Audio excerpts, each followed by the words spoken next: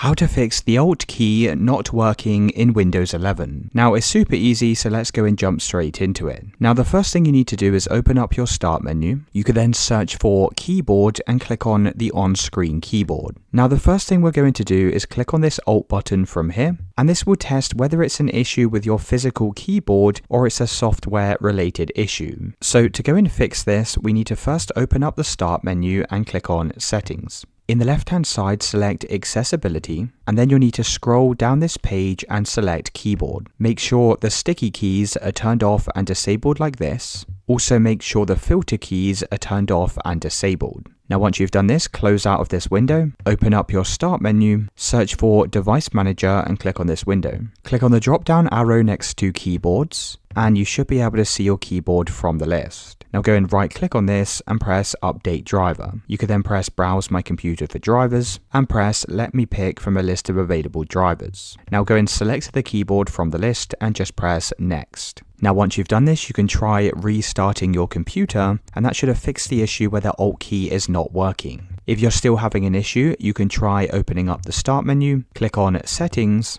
and in the left-hand side, select Windows Update. Now press the Check for Updates button and just ensure you're running the latest version of Windows. You'll also need to click on Advanced Options, click on Optional Updates, and just make sure you're fully up to date in both the Windows updates and the driver updates as well. Let me know in the comments if you found this video helpful.